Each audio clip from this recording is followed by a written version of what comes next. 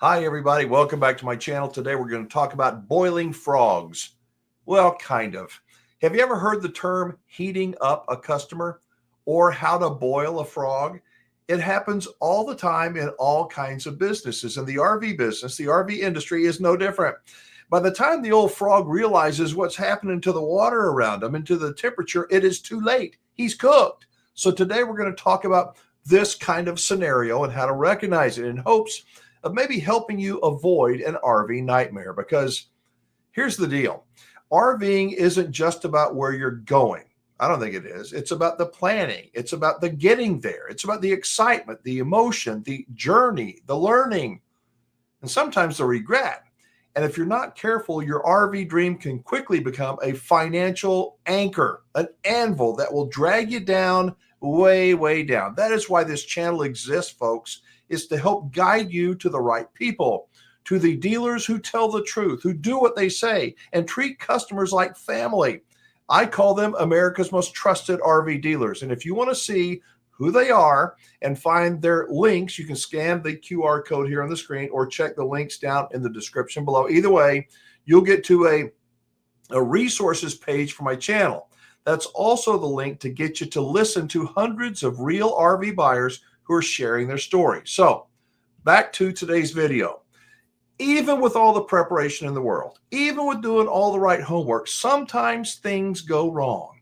And when they do, you'd best have a damn good lawyer who knows every single thing about RVs and the law and have them in your corner. That link I mentioned a second ago is to my resources page. It will connect you with the best of the best RV lawyers in the country who have represented RV owners who have been burned by manufacturers and dirty dealers for nearly 50 years. And the man who started the Burdge and Wells Law Office is my guest today, where we're going to talk about, as I refer to, frog boiling with a new term that's probably, I don't know, more appropriate that RV dealers like to use to wear down even smart RV buyers. Let's get into it. It is so refreshing for me, and I think for the people that are watching these videos, the most recent ones that you and I have done, that they're not just about legal stuff, but kind of scam stuff, you know, the sleazy stuff that we can experience at these dealers. You had one that you had mentioned a while back, a term that I had to look up, but it was when the dealers put somebody in the box. Do you remember that? Explain what the box is and about the little, hey, the computer's down, or what that whole thing means, Ron. Well, let's talk about in the box first. In the business, in the box refers to a specific place at the dealership and to a specific process that the customer is going to be put through. Most people think when they're turned over to the finance manager, there's some line along the lines of, okay, now I'm going to introduce you to our finance manager. He's going to help you get all the loan paperwork set up so that you can drive home today, or something like that. What they don't realize is that the finance manager's office is called the box. They call it that because what they're doing is they're putting the customer in a box. They're putting him in a box so that they can hammer him or else trick him or play with him in whatever way they need to maximize their profit. So they'll never tell you they're going to take you to the box. But just be aware, when they turn you over to the finance manager and you go into his office, you are in the box. So get ready for the pressure. But all buyers have to go through the box, right? I mean, yes or no? I don't know. Well, not really. About 70% or more actually do because they let the dealer set up the financing. And in any event, the dealer will always put you over to the finance manager, put him in his box, because even when you're doing a cash deal or you already have your financing done, because that is their last opportunity to try to flip you into letting them do the financing for you. We can get you a little bit better interest rate, or I can get you an extra 6 months to pay this off and make it that much easier for you every month, whatever it is. But whenever you let the dealer set up your financing, you are almost always going to end up paying more for that RV before you're done. And the reason is because that dealer's getting a kickback for doing it, which is exactly why they want you to go through the finance manager, even on a cash deal, because he's still going to try to flip you into their loan. And isn't that where they do all the add-ons? Oh, everybody Yeah. gets this, the paint protection, every fabric protection, everybody gets this, and Yeah. and so that's why they call it the box, because hopefully you're in there with somebody that's more skilled than you are in negotiating, and and you don't even know what you're signing a lot of the time. So getting your what I'm hearing from you is it's while the interest rate may be better that the dealer provides you, they're making up oftentimes on another part of the agreement. In other words, they're adding on an extended service protection plan, or they're adding on something else to make up for that little bit of interest that they're going to quote unquote be saving the customer. Yeah, and sometimes the interest rate really isn't better. Sometimes they'll say, well, we can match that and we can get you all finished and set up right here, right now. You don't have to go back and sign any paperwork with the bank. We got it all set up for you. I'll give you the same interest rate, so you'll be ready to roll in a matter of minutes. But what people got to remember is that guy on the other side of the desk who's saying all this, he gets paid on a commission, depending on how much he gets put into the deal, whether it's their financing or it's that service contract or the Etch-a-Sketch or whatever it is they put into it. And by the way, you know what selling RVs is like? Selling RVs is like selling movie tickets. I used to work in a theater when I went to college years ago. Yeah. And I learned real fast that they make all their profit at the concession stand. That's the one focal point. Well, this is a bit like that, because what they're doing is making all their profit off of you, a huge amount of it, purely off of all those soft add-ons because of the markup. So, okay, I'm trying to get my head around a tactic if I'm a buyer going into an RV dealer. What you're suggesting is, number one, try to arrange financing with a credit union or my own bank prior to going in, know what I can get, have a pretty good idea of it. What about when the salesperson says, will you be financing or paying cash? What kind of a answer do you suggest I provide for them? Because what they're looking for is, oh, that's a cash buyer. We're not going to be able to add a whole lot of stuff on. The price ought to be the same. Yes. Ought to be, won't be, but ought to be. What they're doing is they're looking to hear you say a payment, and the way they'll usually say it is say, okay, how much of a monthly payment are you looking for? Something like that. But as soon as they start talking about financing or payment or whatever, what you need to do is immediately say, well, I've already got my loan all set up. We just need to buy the RV and work toward the buying process, none of the financing process. And they will try several times in most cases to flip you into financing through them. And so you just have to stick tight with where you are. No matter what they promise you, you'll almost always find at the end of the day, it's costing you more than if you'd gone to the credit union and had it all set up before you went over there.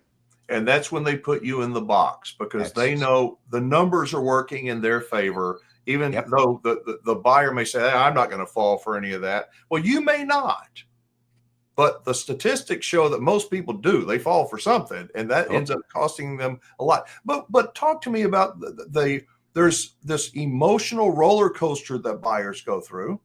And then they get worn out by the dealer sometimes, where, for hours and hours, you're sitting there trying to, and they know they're wearing you out, don't they? Yeah. The bad dealer? Oh, yeah. Every dealer worth his salt. And this is true whether you're going to a car dealer or an RV dealer. They all know their numbers. They know, on average, how much time the normal customer will spend looking at the metal, looking at the RV, how much they'll spend with the salesman dickering, how much time will be spent going through the desk who approves or disapproves or makes you bounce back and forth on payments or costs or down payment or whatever.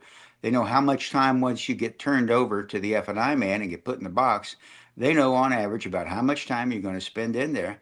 They know each piece of the process.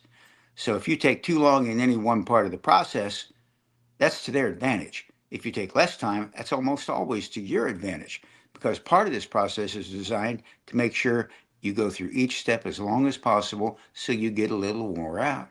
It shouldn't take as much paperwork as they use, and it shouldn't take as much time as they take. There's a reason for that, and it's not your reason.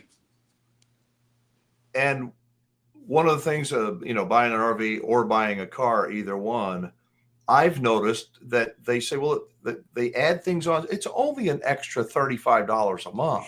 It's only, that's only $1 a day. That's, whatever it happens to be. And it's only this much.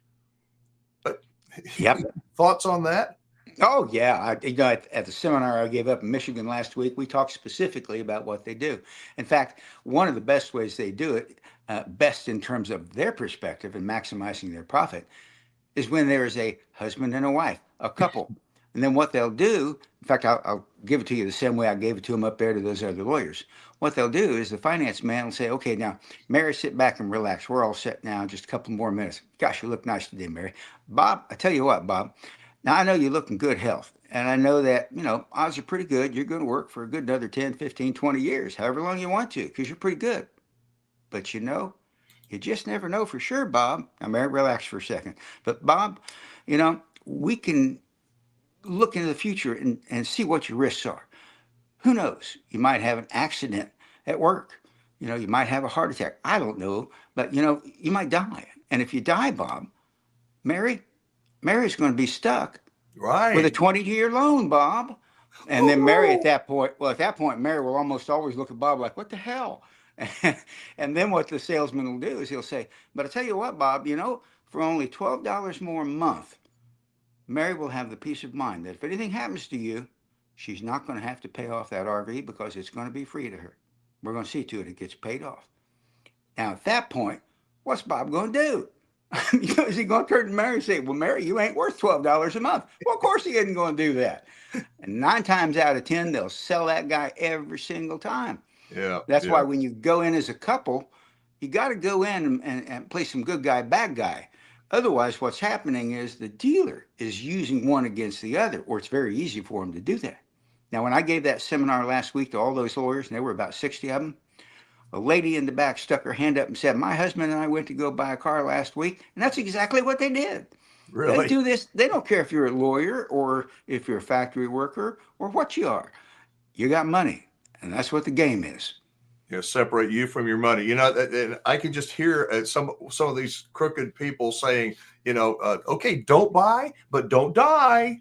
I mean, don't buy it. You don't buy, but don't die. And Yeah. To use every tactic they can. So Yeah. Now, not every dealer. I think you and I both agree. Not every dealer is a bad dealer. There's a lot right. of good, honest dealers out there. But the problem is, if you get into one that's not quite so honest, or if you get into one where they hired a salesman because he did such a great job at this other dealership out in Nebraska or wherever, and they don't know for sure yet how he did it, you may find yourself getting skinned alive without even knowing it. So I tell people that, you call it the box, and now I have a clearer understanding of what the box is. The box is not necessarily bad. It's the place where if you get financing, even from a legitimate dealer, the legitimate dealer goes over some of the many things that they have to go over, but they're not going to wear the buyer out and pressure them and use the little manipulative, things about, hey, Bob, you look like you're in good health trick that you were talking about. And so don't be afraid of the box. Just know that if you go into the box, your antennas ought to go up. You ought to be extra sensitive. And like you say, play good cop, bad cop. Yeah, I want to. Absolutely. It's a bit like an air fryer. If you don't want to think about it as a box, well, think about the box as an air fryer, and you're going into it. So you better be very careful about everything that's going on, or you're the one that's going to get cooked. So have you ever been put in the box, as Ron calls it? I know I have. I would like to hear about it. Drop a comment down below. And the truth is, I guess at some point in an RV purchase, we all have to sit down with the business manager of the dealership. That's where things can get pretty scary. I believe that what Ron said today is what too many RV buyers learn only after the deal is done. The pressure, the manipulation, the drawn out process designed to wear you down until you say yes to things that you're pretty likely to regret. And the sad thing is, it's not just shady. It's all planned. But here's the thing. Knowledge is power. It is. And preparation is your best defense. That's why I've put together a short list of RV dealers that I personally trust. Dealers I believe will treat you fairly and honestly. They are America's most trusted RV dealers. And you can hear directly from their customers by scanning right there, the QR code on the screen, or check out the link in the description down below. That will take you to the resources page where you can spend hours listening to customers who love their dealers. No bull, no scripts, just honest conversation. And If you're already in a bind, or if you think that you may have a lemon RV, you need to remember the name, the Burdge and Wells Law Office. They've seen it all. They really have, and they don't back down. No law firm in the country is better at taking on manufacturers who cut corners and leave customers high and dry. RVing, I think, should be a blessing, shouldn't it? Not a burden. And around this virtual campfire, I'm going to continue to do every single thing I can to help make sure that your journey starts on solid ground. I hope you liked today's video and you'll give it a comment down below. Send up a smoke signal, as they say, and let me hear from you. Be safe, have fun, play nice, and don't leave your good manners at home.